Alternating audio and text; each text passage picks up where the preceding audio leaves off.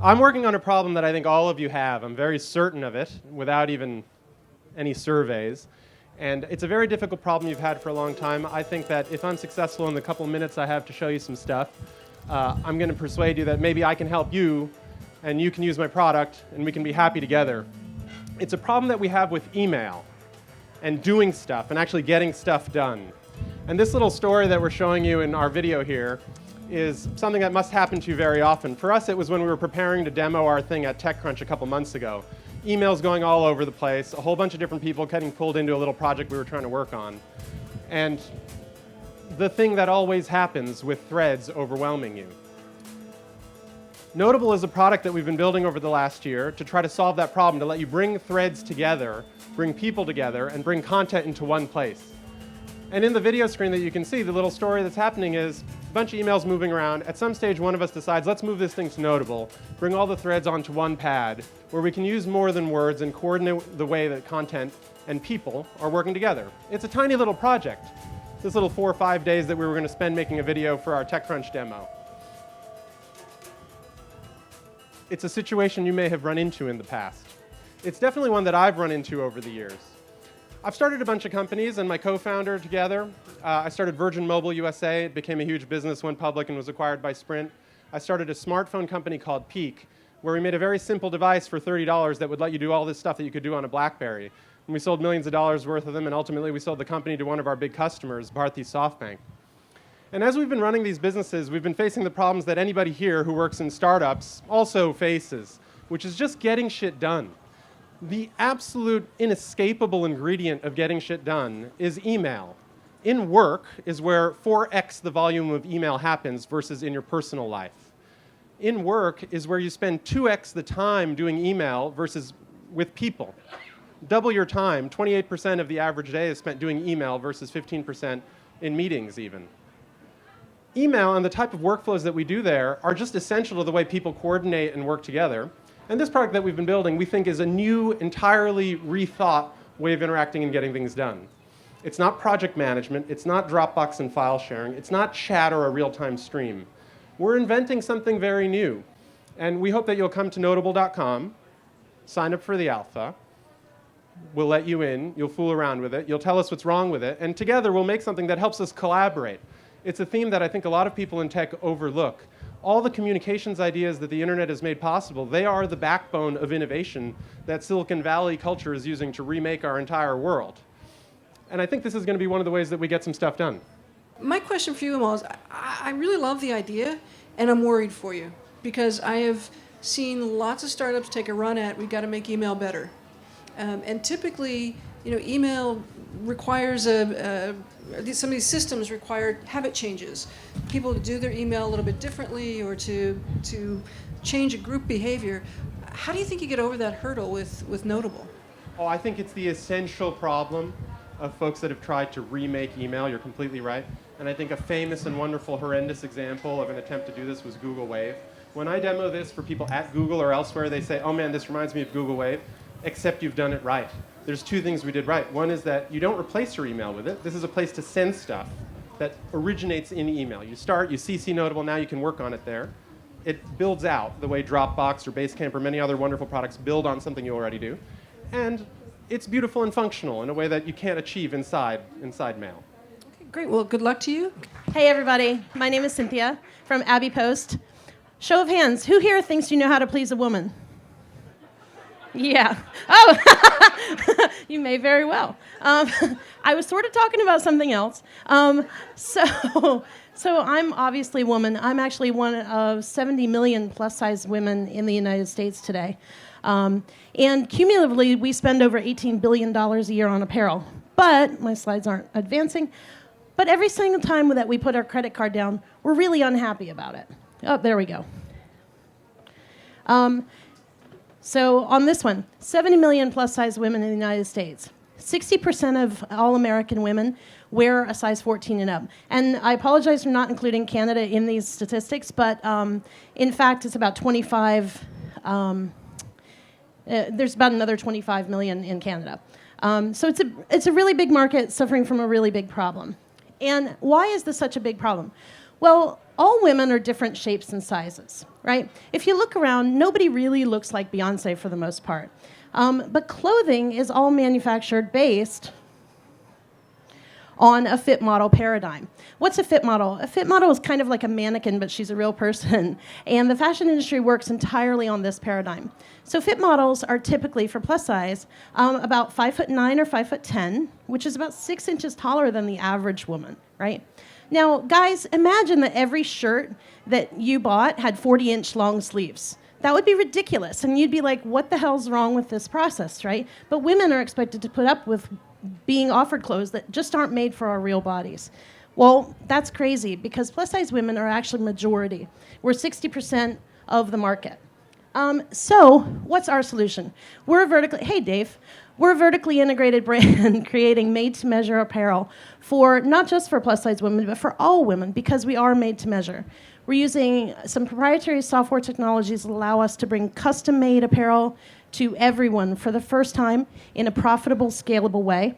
Our gross margins exceed 60+%, and we're vertically integrated, which means that we actually can control the entire quality and the entire process. So some unit economics. We are ROI positive on our customer acquisition cost. Our average order value is $120. We're going month over month since our launch in April, which is really exciting. And the coolest piece of our metrics, though, is that 60% of our customers love what they get so much that they come back and purchase again within less than 30 days, which is awesome.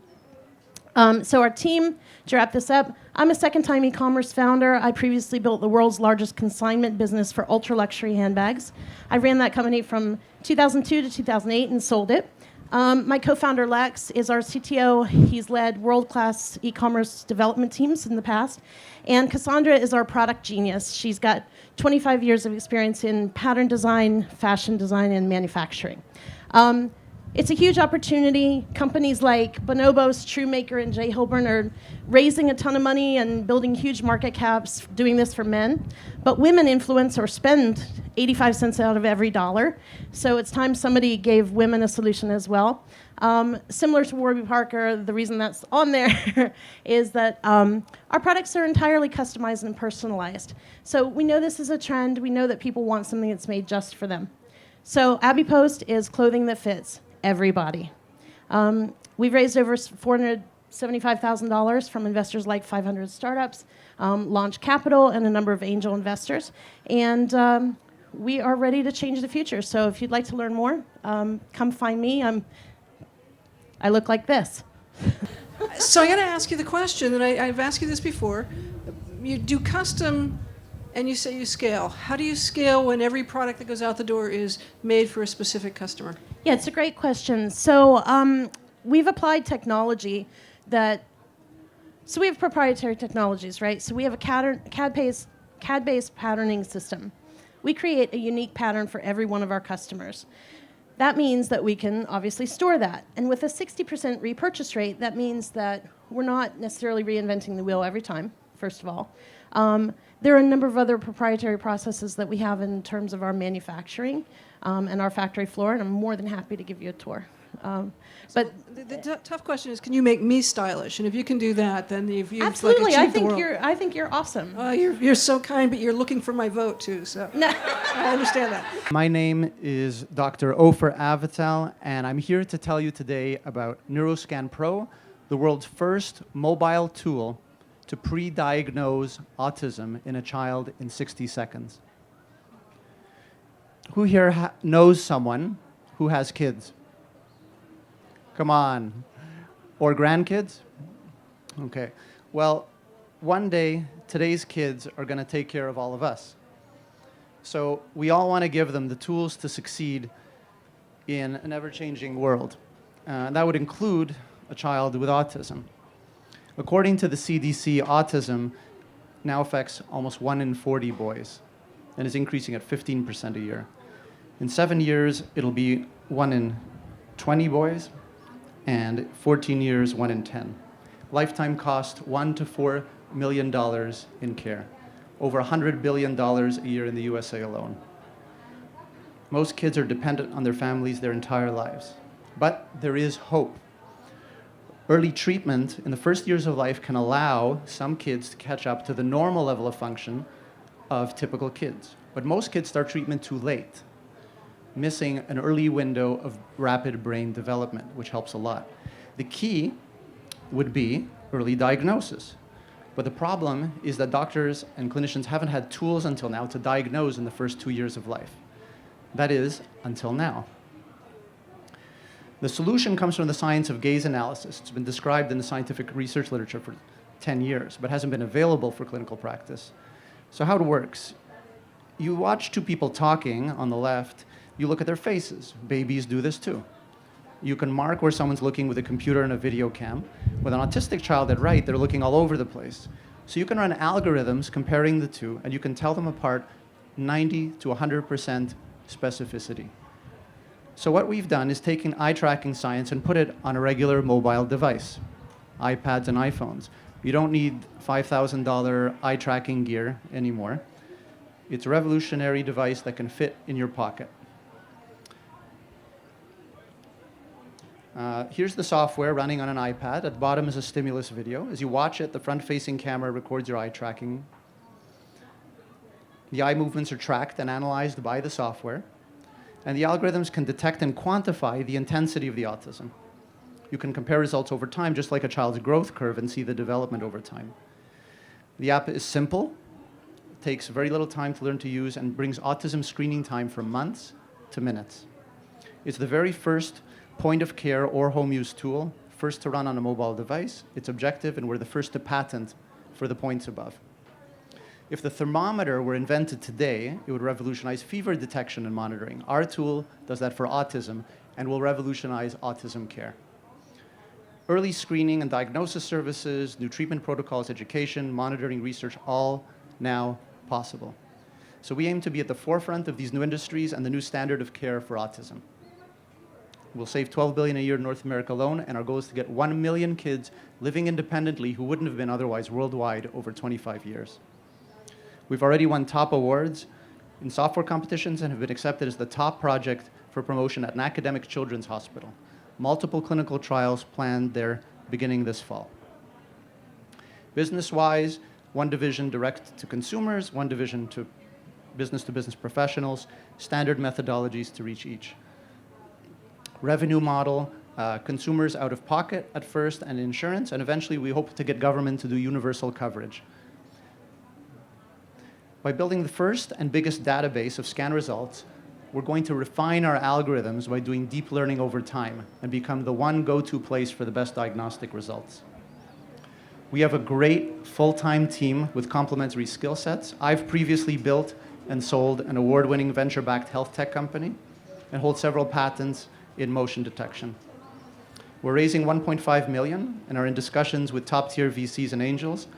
Our crowdfunding campaign will begin in August simultaneously. So who do you think this app is really for? It's for all of us, right? Because this is our future. If you'd like to help us create this gift for all of our future, here's how. For every 100,000 in finance we raise towards our 1.5 million goal, we could get 600 kids into our first trials and into intervention. You can tell friends to enroll now. For the first clinical trials, we're going to NeuroScanPro.com and leave an email. In 1 month, enrollment will open. Tweet about us with hashtag #DetectAutism. Thank you for listening. Thank you, Ofer. All right, so text your feedback.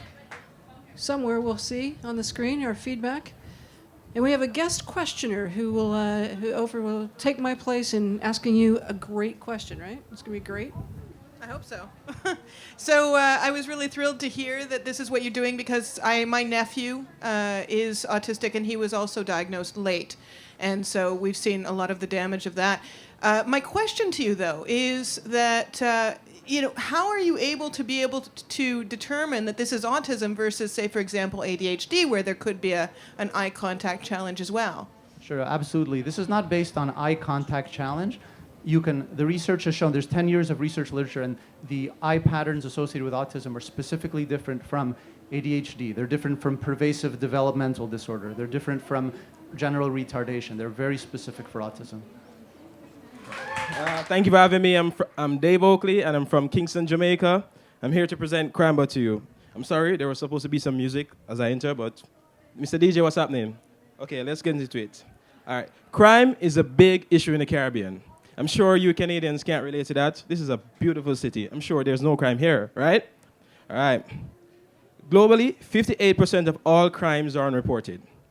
Persons believe that either the crimes were too trivial, they feared repercussions, or the police could not have done anything about it. Let's take a look at some numbers. Out of every 100 rapes, approximately 97% of all rapists eventually walk free. This is astonishing. This shouldn't be happening. What if more crimes were reported? What will we do? The government could offer more protection to citizens, proper redress to persons who have been wronged, and in the future, greater prevention so this doesn't happen. So how will it work? More reports equals more prosecutions, less monsters walking these streets, and eventually this will impact social and business opportunities exponentially. The solution, Crimebot. Crimebot is a mobile app that allows persons to report crimes anonymously and also map crime hotspots to safeguard wherever you are. Let's take a look at Crimebot. Crimebot collects reports from the ground. We offer live incident notifications. We map crime hotspots. We deliver all these reports in a nice package to the authorities so they can better be able to carry out their duties. We also offer bulletins on missing persons and wanted persons. You're asking yourself, how does a lovely app like this make some money? Let's get into it. With relevant ads will be pushed with reports. We're also looking at white label versions which will be sold to security companies. We are currently in discussions with two of the largest security companies in the Caribbean for such a product. Our target market, we're starting with the Caribbean. Then we're going big, South America and Asia. Basically, anywhere where there's crime and cell phones, which is like 90% of this world, Crimebot can be applicable. Currently, we're in talks with the largest telco company in the Caribbean, and we are available on Android devices from the Play Store. And we recently won a competition hosted by the World Bank in the Caribbean as the most innovative app. My current team, I'm Dave Oakley, the nervous person you see in front of you. Let's talk about the heavy lifters. We have Gar Thompson, Aldrin Smith, and Kashif Hewitt. Kashif and Aldrin work for the largest telco company in the Caribbean. They're great engineers. We also have advisors who have been kind to us and support us through our journey from Microsoft and World Bank. I think a World Bank rep should be in here somewhere. Angelique, where are you? She's up front. So next steps, what do we want? We want to acquire 50,000 users pretty quickly, within the next couple of months. And we're looking for the development to move across to the iOS platform. We'll be doing this through a large social media push and advertisement blitz. And personally, going to potential in-app advertisers for direct sales. Why am I here today? Well, I'm seeking, apart from all this lovely environment, the great food I've been having, I've been to Reuben's. That's a lot of food on one plate. I'm seeking investors, and I'm seeking support for my team. I'm sure Canadians travel a lot to the Caribbean. If you download this app, you'll be able to venture out of the hotels they cage you lovely people in to really enjoy island life, enjoy what the Caribbean has to offer without fearing for your safety. Crimebot actually gives you crime routes. It tells you where not to go and where you cannot safely walk in your sunglasses and shorts and enjoy the Caribbean properly. So, let's get together and fight some crime. Let's help everybody. Let's solve some problems. Thank you for having me. It seems like you have a kind of multi-sided market to get this product going. You've got consumers, individuals who have the mobile app and who will report crime, and then you've got maybe security or police organizations that will buy the reports. How do you get enough people downloading an app and starting to make these reports to make it work? What we're starting with is that it's crowdsourced. It's entirely free to end users. They can send in all the data they want without being charged. What we're hoping to get is back to a time where the Caribbean was, I'm my brother's keeper, where everybody's concerned about each other and where we're saying, safety is a must. I must be able to do things without worrying what might happen to me. So what we do is that we get these reports, we fix them nice, we put them in a nice little package, and we send them off to the government absolutely free. All we're asking the government to do is actually do something about these reports. Use intelligence to solve crimes and to prevent it from happening again. Make the Caribbean a place where everybody wants to come, work, do business. Basically, that's it. This could be tailored and be sold to organizations that are interested in crime stats And also insurance companies will be a big market because they can aggregate costs based on where it's hot, where it's not. So it can be tailored based on whoever our consumer is. So yours is a data play. Great. Well, thank you, Dave, very much. My name is M.A.D.E, and I'm here to talk to you about M.A.D.E, my app for disasters and emergencies. So the Caribbean is primarily known for three things: carnival in the sun, long walks on the beach with my girlfriend Rihanna, and exfoliating your skin in the sands. Great feeling, isn't it? But did you know that the Caribbean is actually one of the most disaster-prone regions in the world? 6 out of the top 10 hotspots are in the Caribbean. 2012, my hometown of Diego Martin in Trinidad was actually hit by a natural disaster. We had about $16 million worth of damages and $4.3 million in actual insured losses. And yeah, that was my car. It was not a fun day, let me tell you. So most people in the Caribbean actually have a reactive approach to natural disasters, even those who are most vulnerable. Daily commuters need an early warning system to let them know when shit's gonna hit the fan. International and interregional travelers, I'm sure some of you have been to Jamaica, Bahamas, you need country-specific information, localized information right in the palm of your hand. And finally, insurance companies all want to save money.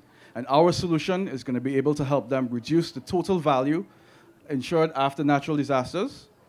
So let's get straight to it. Push notifications. Simple, easy, to the point. That's all you need. Going to give you all the tips you need, let you know where stuff is going to go down, and how to take care of yourself. Get prepared with customizable plans. Know where the shelter locations are. Get one-push directions. Toolbox. Imagine you have a house, you're staying in the Caribbean, there's a landslide. A boulder hits you on the head. You need to know how to take care of yourself until the authorities can get to you. Checklist. Interactive checklist. Build it yourself. Make it once, check it twice. So let's talk about how we're going to make some money. Pretty simple. We're going to white label M.A.D.E, charge insurance companies $2 per user per month on a subscriber model, and this is going to translate to massive savings for insurance companies. You guys remember how my car looked? We lost about $50,000 in 30 minutes. That's $50,000 that an insurance company could save. Imagine that on a wide scale. So regionally speaking, we have about 25 local companies in Trinidad and Tobago, 6 regional players, all serving about 39 million people. Where are we going now? We're already in talks with several major insurers in the region. We're aiming for a Q4 launch later this year. And we're also incorporating an online learning platform, because what we really want to do is change the way people think and approach natural disasters. So our team, my name is M.A.D.E, you guys know me, good-looking guy up here. I have about 4 years experience in business development. My co-founder, Madonna, she has about 14 years in project management. Erwin, he's been coding since the day he could walk. Alex, he's a creative genius. And Santiago has about 2 startups under his belt from South America. So what's next for us? We're going to get a meeting with some Canadian companies. RBC in particular has a really strong presence in the Caribbean, and we see ourselves forming a really good relationship with them. We want to meet some of you cool investors, get some networking, get a nice vibe going. Finally, we want to win Best Pitch at Startup Festival. That's today. Vote for me. And lastly, eat some poutine. After all, why come to Montreal and not eat poutine? Thank you very much, guys. You've been great. M.A.D.E, thank you. The primary customer is going to be insurance companies. We're going to reach the end user, who are going to be you and I, through the insurance companies. So property owners, homeowners, those with car insurance, we're going to be targeting these guys through the insurance companies. Because you have a home, yeah? I assume you have a house? Yeah? You have home insurance? There you go. So if you have home insurance, what we're going to do is actually target your insurance company, and they will actually promote our app and encourage you to download it through their existing channels. Hey guys, thanks for having me. My name is Sage. It's actually NFLabs. Let me tell you a little bit about our company. We incorporated in 2011 in Korea. We're a team of 14 and growing. We raised 450 when we first started. Our product Peloton was released last year. We already have 6 live customers, 3 distributors, and I'm going to try to speak over the wind. And we did $1.5 million last year in 2013. And we did all this by enabling data analysts and data scientists to focus on data discovery, not code development. Let me explain a little bit what that means, okay? I'm sure you guys all heard about big data. People even talked about big data here. Now, there's clearly a lot of data. That's essentially big data. And companies are trying to unpack the value and the potential in that data, right? So they go out there and they say, all right, let's be more data-driven. But to become more data-driven, you need data scientists. So there was this big rush to find data scientists out there. So you go, try to find data scientists, but you find that the true data scientists out there are actually mathematicians. There's that, 2%. There's only 2% out there that can really do mathematics and development. But they're all making millions of dollars in Google and Facebook, so you're stuck.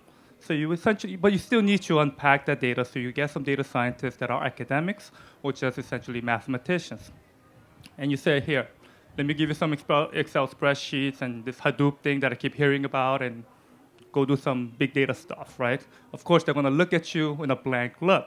So you say, all right, let me go find in the market, there's some commercial stuff, some big boys out there, Cloudera, Hortonworks, that build some cool stuff. But then you look at that, and there's MapReduce, Scoop, Pig, and you're like, whoa, I don't know what the hell this is. So you say, no, let me look on the other side. There's a lot of pretty pictures I remember seeing, the data mirrors and the karma spheres out there, and you say, oh, yeah, there's a lot of pretty graphs out there. But essentially, when you really look at it, you're doing a lot of analysis with data, but essentially just business intelligence or BI, glorified Excel. So what do? Well, you come to us and you buy Peloton, because Peloton provides for data analysts a fully integrated solution where all you have to do is just connect the data, dump the data, and you got this customizable dashboard that's very easy to drag and drop and do whatever you like to it without having to write a single line of code. And if you're a data scientist and you want to get your hands a little dirty, you want to write some algorithms, get some libraries involved, you can use our extender framework and plug in, write in whatever language you want to write, R, Python, whatever you want, integrate it, and run it. Now, don't take my word for it.